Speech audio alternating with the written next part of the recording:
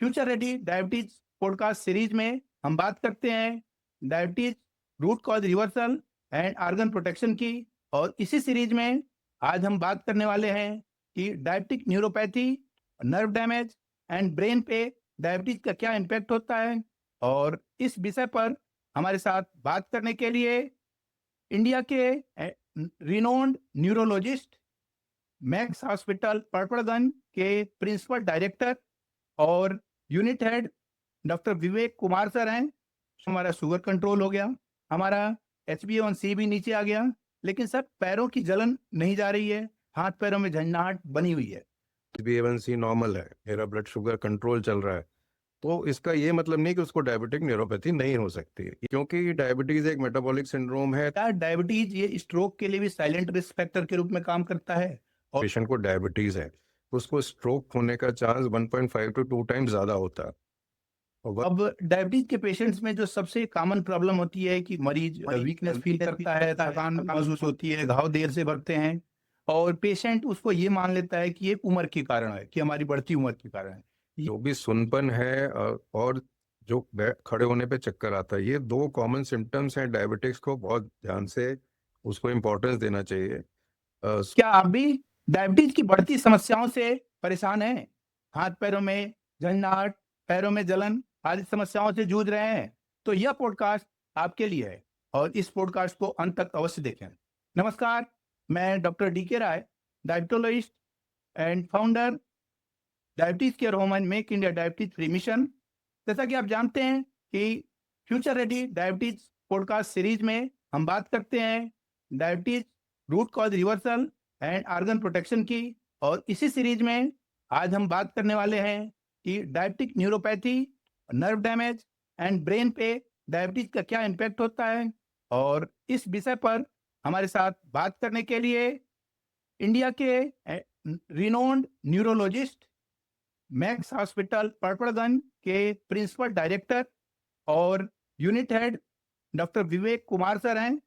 तो सर, आपका इस पॉडकास्ट में स्वागत है। सर, आप मैक्स इंस्टीट्यूट ऑफ न्यूरोसाइंस के प्रिंसिपल डायरेक्टर हैं और आप पूरी यूनिट के हेड भी हैं और आपको stroke neurologist of the year award भी दिया गया है।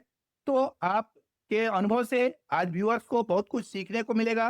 तो उसी सीरीज में आगे बढ़ते हैं। पेशेंट जब आता है, यूजुअली वो कहता है कि हमारा शुगर कंट्रोल हो गया, हमारा HbA1c भी नीचे आ गया, लेकिन सर पैरों की जलन नहीं जा रही है, हाथ पैरों में झंझनाहट बनी हुई है। तो ये जो डायबिटीज का और ब्रेन एंड नर्व डैमेज का रिलेशन है, उसको आप कैसे देखते हैं? देखिए, डायबिटिक न्यूरोपैथी काफ़ी कॉमन प्रॉब्लम है जो डायबिटिक्स को होती है। और डायबिटीज़ एक मेटाबॉलिक डिसऑर्डर है। तो जितना ड्यूरेशन ऑफ डायबिटीज़ बढ़ता है, एंड ऑर्गन डैमेज बढ़ता है। तो अगर पेशेंट आता है, वो कहता है मेरा HbA1c नॉर्मल है, मेरा ब्लड शुगर कंट्रोल चल रहा है, तो इसका ये मतलब नहीं कि उसको डायबिटिक न्यूरोपैथी नहीं हो सकती। ये इस पे भी डिपेंड करता है कि वो कितने ड्यूरेशन से है उसको डायबिटीज़, कितना उसके ब्लड शुगर वैल्यूज फ्लक्चुएट कर रहे हैं। और क्योंकि डायबिटीज एक मेटाबॉलिक सिंड्रोम है, तो इसमें कई चेंजेस होते हैं। जैसे डायबिटिक्स में डिस्लिपिडीमिया होता है, डायबिटिक्स में इंसुलिन रेजिस्टेंस होता है। तो ये तीनों चीज़ें मिलके, हाई ब्लड शुगर, डिस्लिपिडीमिया और इंसुलिन रेजिस्टेंस, मिलके बहुत सारे मेटाबॉलिक चेंजेस करते हैं, माइक्रोवेस्कुलर चेंजेस करते हैं, जिसकी वजह से ये एंड ऑर्गन डैमेज होता है और उसमें न्यूरोपैथी भी इन्वॉल्व है। तो इसलिए डायबिटिक न्यूरोपैथी काफ़ी कॉमन है। लेकिन हाँ, डायबिटिक्स में और कारण भी हो सकते हैं न्यूरोपैथी के। तो जो भी डायबिटिक आए, उसको अगर सुनपन है तो सिर्फ डायबिटीज़ की वजह से तभी कहते हैं हम लोग, जब हम बाकी चीज़ों को भी इवेल्युएट कर लेते हैं। तो एक कॉम्प्रिहेंसिव होलिस्टिक व्यू ऐसे पेशेंट्स को हम लोग लेते हैं। बिल्कुल सही कहा आपने। तो सर, यूजुअली हम लोग देखते हैं कि पेशेंट का HbA1c तो नीचे हो रहा है, लेकिन वो पेशेंट कहता है कि सर हमारा शुगर तो थोड़ा कंट्रोल हो गया, लेकिन पैरों की जलन जस की तस बनी हुई है या बढ़ती जा रही है और हाथ पैरों में झंझनाहट भी बढ़ता जा रहा है। यानी डायबिटिक न्यूरोपैथी कहें तो वो प्रोग्रेस होती रहती है। इसको आप कैसे देखते हैं? तो मैंने जैसे कहा कि ब्लड शुगर जो है, थोड़े दिन के कंट्रोल को हम नहीं देखते हैं। Long term control is important, fluctuations नहीं होने चाहिए।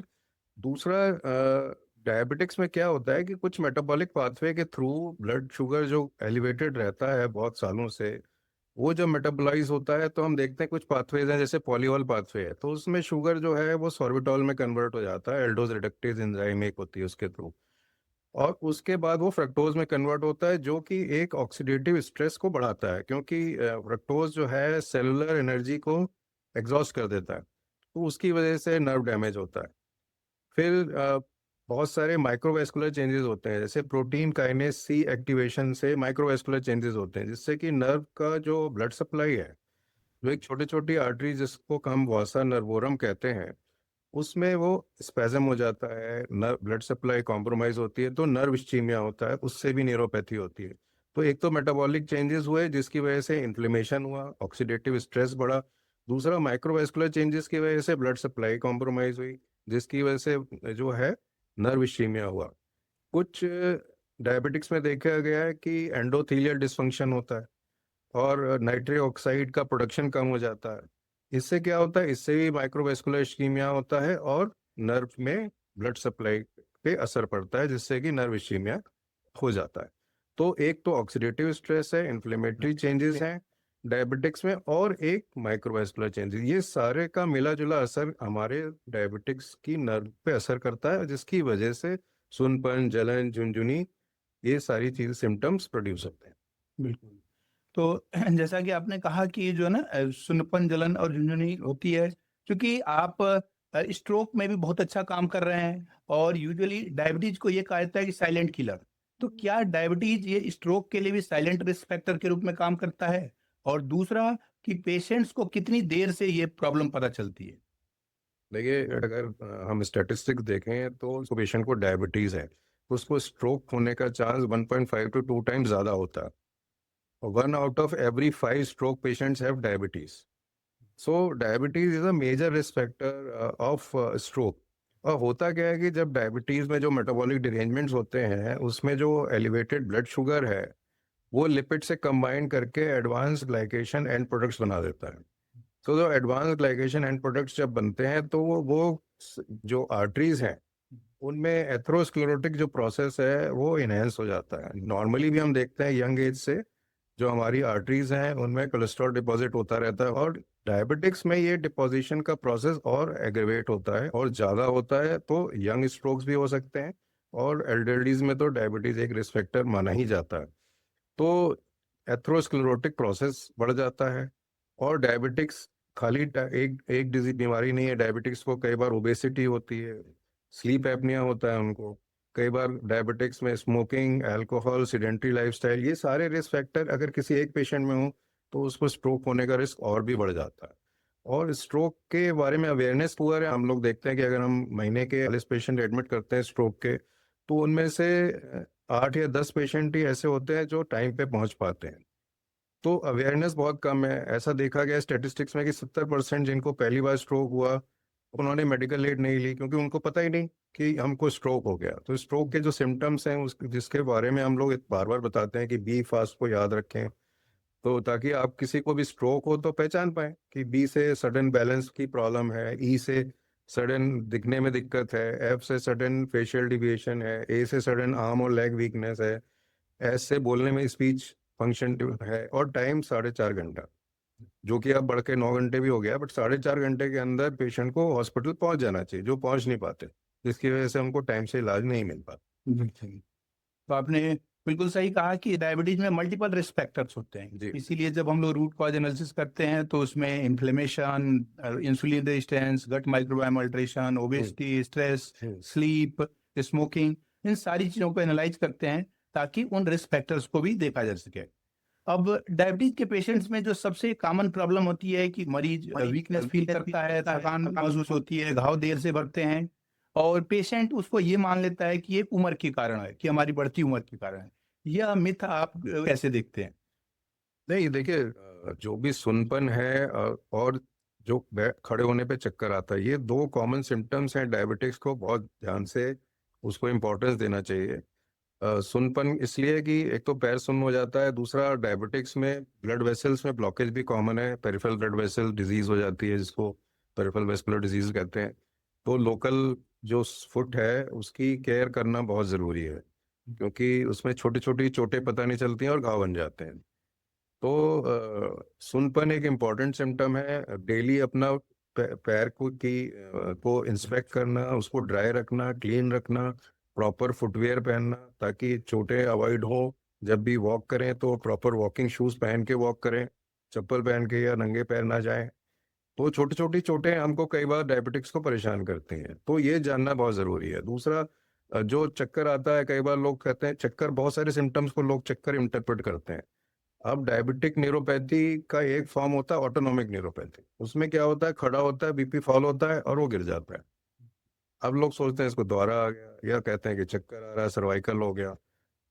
अब ऐसा नहीं है, ये रीजन कई बार ऑटोनोमिक डिस्फंक्शन से भी होते हैं कि बीपी का कंट्रोल, जैसे पोस्चर हम राइट अज्यूम करते हैं, तो बीपी का कंट्रोल उतना अच्छा नहीं होता जितना नॉर्मली हम लोगों को होता है।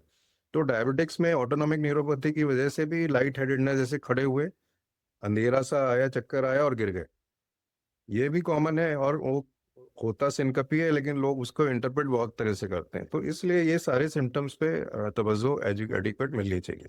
बिल्कुल, आपने बिल्कुल सही कहा और बहुत अच्छा आपने फुट केयर पे भी डिटेल में एक्सप्लेन किया। इसीलिए हम लोग जब diabetes organ risk index analyse करते हैं या 7 ऑर्गन प्रोटेक्शन फ्रेमवर्क की बात करते हैं, तो हम लोग यूजुअली 7 ऑर्गन्स पे फोकस करते हैं। जी। हार्ट, आई, लीवर, फुट, किडनी, नर्व और ब्रेन। तो इसी कड़ी में हम आपसे ये जानना चाहेंगे कि ऐसे 3 नर्व रिलेटेड कौन से साइंस एंड सिम्पटम्स हैं, जिसके होते ही पेशेंट्स को इमीडिएटली न्यूरोलॉजिस्ट को संपर्क करना चाहिए? देखिए, सबसे पहला तो जैसे सुनपन बताया मैंने, झुनझुनी है, जलन है, पैर मोटा मोटा भारी भारी लग रहा है, जब वो चलता है तो जमीन में ऐसा लगता है गद्दे पे चल रहे हैं। चप्पल पहनता है, महसूस नहीं होती चप्पल। कई बार वो बिस्तर पे बैठ जाता है चप्पल के साथ, उसको पता ही नहीं चलता चप्पल पहने हुए है, क्या चप्पल उतारी है या नहीं उतारी है। तो ये सेंसेशन जो लॉस होता है, उसकी वजह से जो उसको प्रॉब्लम है, उसको तुरंत न्यूरोलॉजिस्ट को दिखाना चाहिए। दूसरा, जैसा मैंने कहा कि आपको अगर खड़े होने पे धुंधला दिख रहा है या अंधेरा आ रहा है और आप गिर रहे हैं, तो आपको न्यूरोलॉजिस्ट को दिखाना चाहिए। तीसरा, अगर उसको स्ट्रोक के सिम्टम आते हैं जो सडनली आएंगे, stroke is a brain attack, तो सडनली अगर किसी को, जैसा मैंने बी फास्ट न्यूमोनिक बताया, कि उसको याद रखें, उसमें से कोई भी एक सिम्टम है तो उसको न्यूरोलॉजिस्ट को तुरंत दिखाना चाहिए। आपने बिल्कुल सही कहा कि इन 3 सिम्पटम्स के होने पे इमीडिएटली न्यूरोलॉजिस्ट के पास जाना चाहिए। यूजुअली जब भी हम लोग पेशेंट्स को आपके पास भेजते हैं, तो मैक्सिमम पेशेंट्स में एनसीबी की ज़रूरत पड़ती है। तो ये एनसीबी टेस्ट कितना ज़रूरी होता है और पेशेंट को कब कराना चाहिए? क्या हर पेशेंट्स को बेसलाइन इन्वेस्टिगेशन के रूप में कराना चाहिए या कुछ लिमिटेड पेशेंट्स के लिए? देखिए, जिसको भी नर्व रिलेटेड सिम्टम्स हैं, सुनपन, जलन, झुनझुनी, उसको एनसीबी से हम क्या जानते हैं? एनसीबी से एक तो हम ये जानते हैं कि इसको नर्व की प्रॉब्लम है कि नहीं, मतलब न्यूरोपैथी है या नहीं है, तो किस तरह की है। दो तरह की, डीमाइलिनेटिंग, एक्सोनल है या मिक्स्ड है। डायबिटिक्स में यूजुअली मिक्स्ड होती है। और वो कितनी सीवियर है, तो उससे दो फायदे होते हैं। एक तो पेशेंट, जब उसको पता चलता है कि उसकी नर्व्स खराब हो रही हैं, तो वो ज़्यादा मोटिवेटेड होता है अपनी डायबिटीज़ की केयर करने को। बहुत से लोग हम देखते हैं कि डायबिटीज़ की, साहब हम दवाई तो खा रहे हैं, चेक नहीं कर रहे हैं कि शुगर हमारा कंट्रोल है कि नहीं, डायबिटीज़ वाले डॉक्टर को हम दिखा नहीं रहे हैं। तो जब उसको पता चलता है कि मेरे को नर्व्स में दिक्कत आ रही है, तो वो इसको मोटिवेशन मिलता है कि now I should be serious about control of diabetes, क्योंकि डायबिटीज़ कंट्रोल रहेगी तो न्यूरोपैथी प्रोग्रेशन को हम रोक पाएंगे।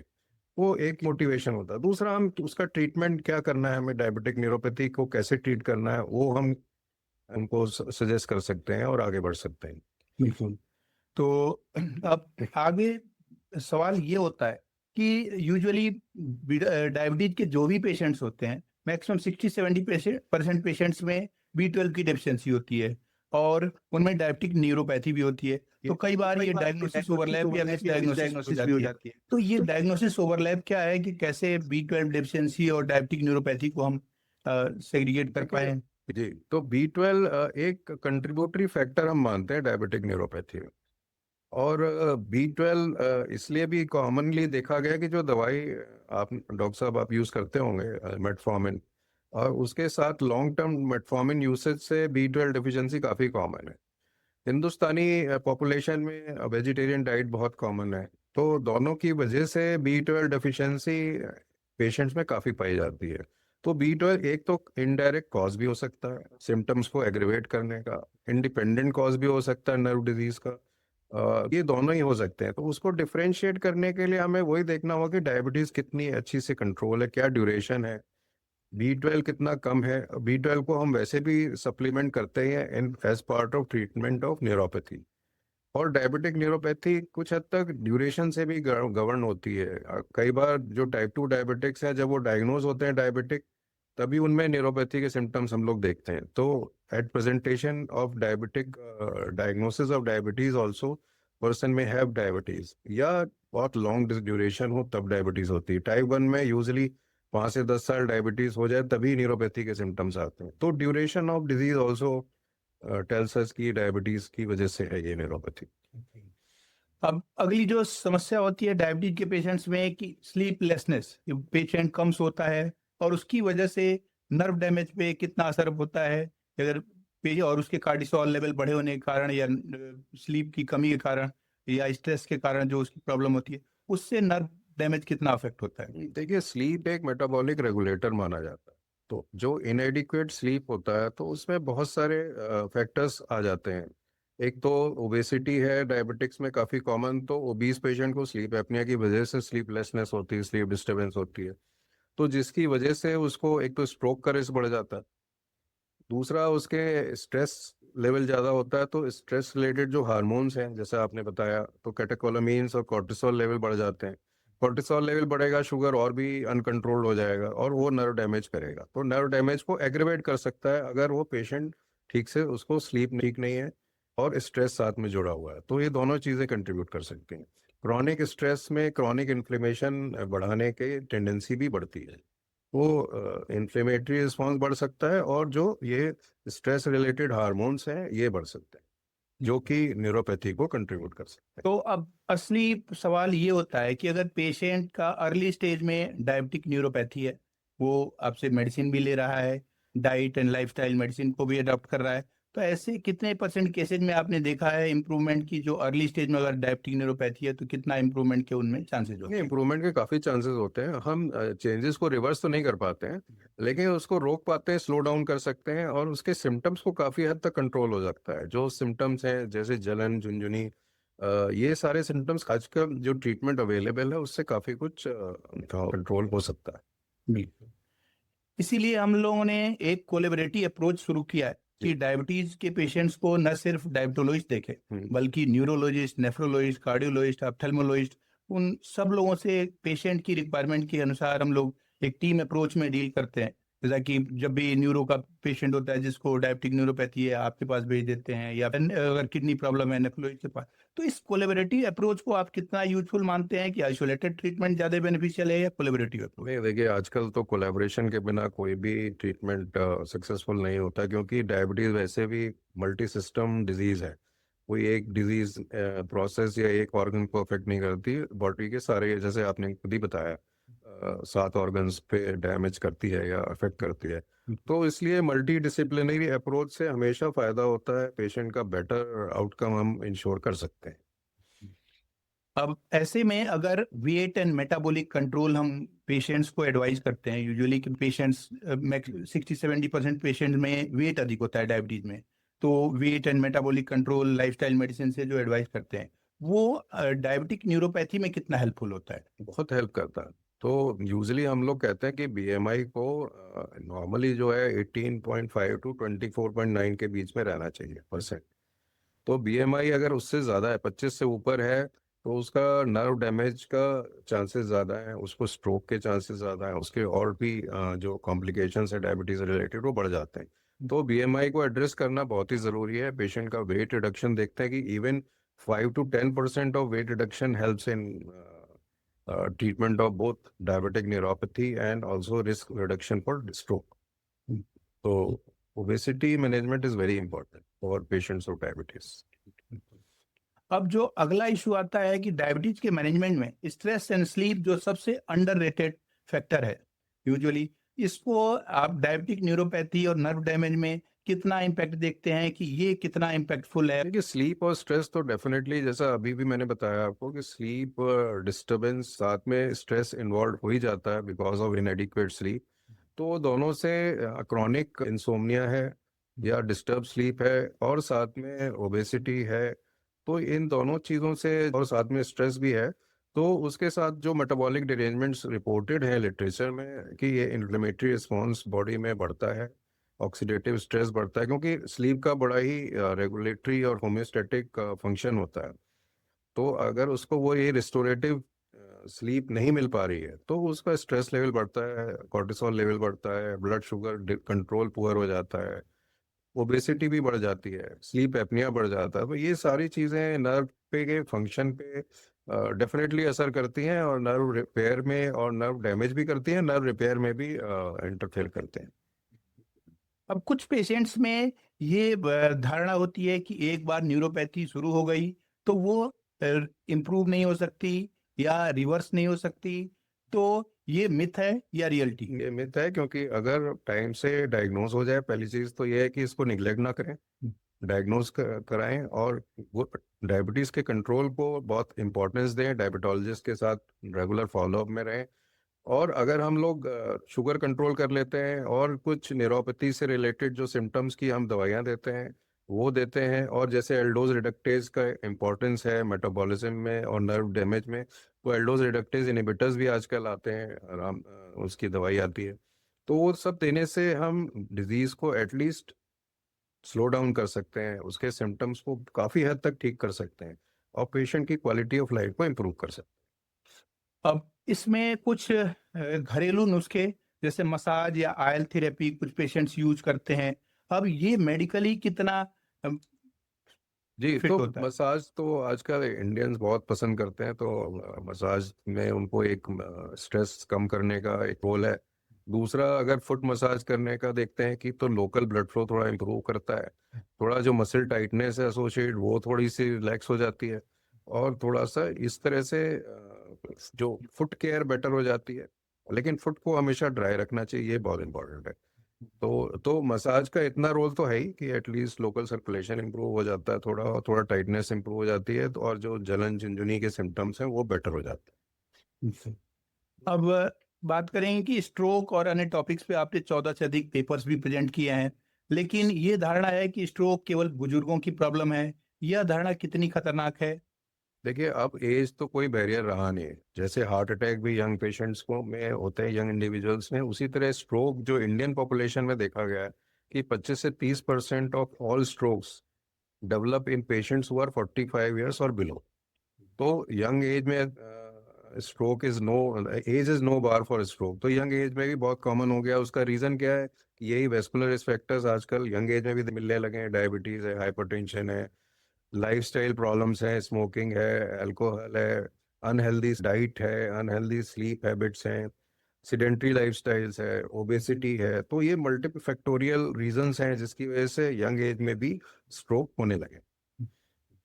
बिल्कुल। अब कोई डायबिटिक पेशेंट्स है और उसको सुन्नपन हो गया, तो उसका पहला स्टेप क्या होना चाहिए? और कोई ऐसा टाइम विंडो है जिसके बाद उसका डायबिटिक न्यूरोपैथी अनरिकवरेबल स्टेज में आ जाता है? देखिए, ऐसा है कि शुरुआत तो सुनपन से ही होगी, सुनपन, झुनझुनी, जलन, यही सिम्टम्स होते हैं। तो उसको अगर वो ड्यू इम्पोर्टेंस देख के न्यूरोलॉजिस्ट को दिखाता है, अपना प्रॉपर चेकअप कराता है, नर्व कंडक्शन स्टडी कराता है, तो उसका एक प्रॉपर गाइडलाइन उसको मिल सकती है कि क्या क्या कर सकता है। और न्यूरोपैथी अगर जल्दी अर्ली स्टेज से ट्रीटमेंट शुरू हो और उसका शुगर प्रॉपर कंट्रोल कर पाए वो, तो उसको काफ़ी हद तक न्यूरोपैथी में उसको फ़ायदा हो सकता है, न्यूरोपैथी के सिम्टम्स में फ़ायदा हो सकता है, न्यूरोपैथी के प्रोग्रेशन को स्लो डाउन किया जा सकता है। हाँ, अगर एनसीवी कराने का फ़ायदा ये है कि एनसीवी में अगर बहुत सीवियर डिजीज़ है, जैसे कि नर्व कंडक्शन में कई बार हम देखते हैं नर्व से रिकॉर्डेबल ही नहीं होती, उस स्टेज से वो रिवर्स तो वैसे भी नहीं होती, और लेकिन उस हिसाब से कि फिर वो कुछ सिम्टम्स लॉन्ग स्टैंडिंग परसिस्ट करते हैं। और डायबिटिक न्यूरोपैथी में वो डायबिटिक फुट एक ऐसा कॉम्प्लिकेशन है जो न्यूरोपैथी और वेस्कुलोपैथी दोनों की वजह से वो एक मेजर प्रॉब्लम होती है। कितने लोग हम देखते हैं डायबिटिक फुट से वो चल नहीं पाते, उनको रिपीटेड सर्जरीज करानी पड़ती हैं, तो वो एक मेजर प्रॉब्लम है। तो इसलिए अगर सुनपन है तो उसको इग्नोर ना करें, अपने डायबिटोलॉजिस्ट को दिखाएं और न्यूरोलॉजिस्ट को भी दिखाएं। ऐसी 3 डेली हैबिट्स जो पेशेंट्स यूजुअली फॉलो करते हैं जिसके कारण वो डायबिटिक न्यूरोपैथी को फेस करते हैं, ऐसी कौन-सी ऐसी 3 गलतियाँ हैं? देखिए, 3 गलतियाँ सबसे पहली तो अपने शुगर को नज़रअंदाज करना है। शुगर को कंट्रोल ना करना। और बहुत सारे लोग अभी भी सोचते हैं कि 200 के आसपास चल रही है मेरी शुगर, तो उनको टारगेट्स नहीं मालूम कि मुझे कितना तक शुगर को मेंटेन रखना है, और नहीं मेंटेन हो रही है तो अपने डायबिटोलॉजिस्ट को दिखाना है। तो ये चीज़ डायबिटीज़ को लाइटली बिल्कुल नहीं लेना चाहिए। दूसरा जो सिम्टम्स हैं हमारे सुनपन के, तो अगर हमारा प्रॉपर फुटवेयर नहीं होगा, हम प्रॉपर फुट केयर नहीं करेंगे, तो हम छोटी छोटी इंजरीज को इग्नोर करेंगे, हमारी प्रॉब्लम्स बढ़ सकती हैं। दूसरा है जो चक्कर आते रहते हैं, लोग सोचते हैं ये सर्वाइकल हो गया। हर चक्कर सर्वाइकल नहीं होता है, वो सर्वाइकल बहुत ही लीस्ट कॉमन कॉज है चक्कर आने का। चक्कर एक बैलेंस की प्रॉब्लम है जो इनर ईयर से होती है। और जैसा मैंने कहा, जो ऑटोनॉमिक न्यूरोपैथी है उसमें जो खड़े होकर लोग गिर जाते हैं बेहोश होके, 5-10 सेकंड के लिए बेहोश हो जाते हैं, ये सिम्टम्स को इग्नोर नहीं करना चाहिए। तो ये तुरंत दिखाना चाहिए, क्योंकि कई बार ऑटोनॉमिक डिस्फंक्शन है, इससे काफ़ी कुछ नुकसान हो सकता है। तो इसका प्रॉपर इलाज भी मौजूद है, तो क्यों ना इसका प्रॉपर चेकअप कराना चाहिए। बिल्कुल। अब अगर लास्ट पॉइंट पे आए, तो अगर आप एक ब्रेन एंड नर्व प्रोटेक्शन का फार्मूला देना चाहें, तो वो क्या होगा? देखिए, अपनी हेल्दी लाइफस्टाइल सबसे इम्पोर्टेंट है, जिसमें कि हेल्दी स्लीप हैबिट्स इंक्लूडेड हैं। 7 से 8 घंटे की नींद होनी चाहिए, डेली 30 मिनट का वॉक होना चाहिए, या मॉडरेट डिग्री ऑफ एक्सरसाइज होनी चाहिए 5 दिन एटलीस्ट पर वीक। इस तरह का होना चाहिए अपना healthy lifestyle. Healthy food habits, जिसमें कि omega 3 fatty acids rich diet होनी चाहिए, जैसे कि साल्मन फिश है, चिया सीड्स हैं, और मैग्नीशियम और जिंक कंटेनिंग सब्सटेंस है, जैसे पंपकिन सीड्स हैं, और कैशू नट्स हैं, आलमंड्स हैं। ये सब प्रोटेक्ट करते हैं हमारी नर्व को। रेगुलर मेंटल एक्सरसाइज करना चाहिए। बहुत लोग सेडेंट्री लाइफस्टाइल में सोशल इंटरेक्शन नहीं रखते हैं, स्ट्रेस की वजह से विड्रॉन हो जाते हैं, तो मेंटल हेल्थ पे भी असर पड़ता है। तो regular social interaction, reading, writing, mental exercise, ये ब्रेन की हेल्थ के लिए इम्पोर्टेंट होता है। नर्व के लिए मैंने बताया है कि ये ओमेगा 3 डाइट प्रॉपर होनी चाहिए, diet rich in vitamin B12 also, जो एनिमल फूड में ज़्यादा होती है। चिकन है, फिश है, लेग्यूम्स हैं, डेयरी प्रोडक्ट्स हैं, तो इनमें B12 अच्छे मात्रा में पाया जाता है। और अगर B12 कई बार एब्जॉर्प्शन की प्रॉब्लम है, तो उसमें B12 के इंजेक्शन भी लग सकते हैं, तो आप डॉक्टर की सलाह से ये एडवाइस ले सकते हैं। तो डाइट बहुत इंपॉर्टेंट है, रेगुलर फिजिकल एक्टिविटी बहुत इंपॉर्टेंट है, गुड हेल्दी स्लीप हैबिट बहुत इंपॉर्टेंट है, और स्मोकिंग, अल्कोहल, इन सब से दूर रहना चाहिए। अगर आप ओबीज हैं तो वेट रिडक्शन पे ध्यान देना चाहिए। तो इन अ नटशेल ये सारी हैबिट्स हमारे mental health, brain health as well as nerve के लिए इंपॉर्टेंट हो सकती है। बिल्कुल, आपने बहुत अच्छा brain and nerve protection formula दिया। अब जो है पेशेंट्स के मन में आता है कि उसको डायबिटीज है, और कहीं उसके साइलेंटली नर्व डैमेज तो नहीं हो रहा है। अब इसके लिए वो चाहता है कि कुछ स्क्रीनिंग कर लें। तो ऐसी कोई चेकलिस्ट है जिससे कि वो जान सके कि उसके नर्व डैमेज तो नहीं शुरू हो गए? देखिए, नर्व डैमेज अगर उसको छोटी छोटी चोटें पता नहीं चल रही हैं, तो पहला लक्षण ये हो सकता है। और दूसरा है कि वो चल रहा है, चलते चलने पे उसको ज़मीन का एहसास नहीं हो पा रहा है, ये भी लक्षण है। चप्पल निकल जा रही है, उसको पता ही नहीं चल रहा है, ये भी लक्षण है, तो उसको ध्यान देना ही चाहिए। और अगर सही टाइम पे न्यूरोलॉजिस्ट को दिखाएंगे, तो nerve study, nerve conduction study एक बहुत अच्छा टेस्ट है, बहुत एक्सपेंसिव नहीं है, और सिंपल टेस्ट है, 20 से 25 मिनट में हो जाता है, और एक डिटेल्ड नर्व का इवेल्युएशन हो जाता है, पता चल जाता है कि न्यूरोपैथी है और कितनी सीवियर है। और नर्व डिजीज डायबिटिक्स में खाली डायबिटीज़ की वजह से नहीं होती, बहुत इम्यून मीडिएटेड डिसऑर्डर्स होते हैं जिसकी वजह से भी न्यूरोपैथी होती है। तो अगर आप सही टाइम पे अपने न्यूरोलॉजिस्ट से कंसल्ट करेंगे, तो वो सारे चेकलिस्ट को भी ध्यान रखेगा कि कोई इम्यून मीडिएटेड डिसऑर्डर तो नहीं है। जैसे लंबोसेक्युलर प्लेक्साइटिस होता है, डायबिटिक्स में कॉमन है। डायबिटिक हेमायोट्रोपी होती है, एक तरफ की क्वाड्रिसेप मसल वेस्ट हो जाती है, पेन होता है, चलने में दिक्कत होती है, वीकनेस होती है। उसमें कई बार लंबोसेक्युलर प्लेक्साइटिस इन्वॉल्व होती है, जो इम्यून मीडिएटेड भी हो सकती है, तो उसका भी ट्रीटमेंट अवेलेबल है। तो ये चीज़ें सही समय पे सही सलाह लेना बहुत ज़रूरी है। अब बिल्कुल लास्ट में चलते-चलते अंतिम सलाह आपकी व्यूअर्स के लिए कि डायबिटीज पेशेंट्स और उनके फैमिली मेंबर्स से आप क्या संदेश देना चाहेंगे ताकि वो अपने परिवार को डायबिटीज से और डायबिटिक न्यूरोपैथी से प्रोटेक्ट कर सकें और वो समय रहते न्यूरोलॉजिस्ट से दिखा सकें। देखिए, डायबिटीज़ एक ट्रीटेबल डिसऑर्डर है, बहुत कॉमन हो गया है। तो अगर किसी को डायबिटीज़ है तो उसको नज़रअंदाज ना करें, पैनिक ना करें, परेशान ना हो कि मुझे डायबिटीज़ हो गया, तो मैं क्या कर सकता हूँ, ठीक नहीं होगा। आजकल ट्रीटमेंट बहुत एडवांस है, कंट्रोल ऑफ डायबिटीज़ भी बहुत अच्छे से हो जाता है, बहुत सारी ड्रग्स अवेलेबल हैं और सही समय पे सही सलाह से आपको फ़ायदा हो सकता है। रेगुलर फ़ॉलो-अप अपने डायबिटोलॉजिस्ट से ज़रूर करें, क्योंकि वो मैं देखता हूँ कि लोग दवाई में बहुत लापरवाही करते हैं, दवाई समय पे लेते नहीं हैं, रेगुलर फ़ॉलो-अप नहीं करते, अपना ब्लड शुगर मॉनिटर नहीं करते हैं, तो ये चीज़ें बहुत ज़रूरी हैं। अगर आपको फैमिली हिस्ट्री है डायबिटीज़ की, तो ऑब्वियसली आपको अपना शुगर चेक कराते रहना चाहिए। एनुअल चेकअप्स जो होते हैं, ब्लड चेकअप्स वो रेगुलर करने चाहिए और अपने लाइफ़स्टाइल पे ध्यान देना चाहिए, अपने बाकी रिस्क फैक्टर्स को भी देखते रहना चाहिए कि ब्लड प्रेशर तो नहीं है आपको। अपने हेल्दी लाइफ़स्टाइल पे ध्यान देना चाहिए, रेगुलर फिज़िकल एक्टिविटी पे ध्यान देना चाहिए। आई थिंक ये सारी चीज़ें बहुत इम्पोर्टेंट हैं।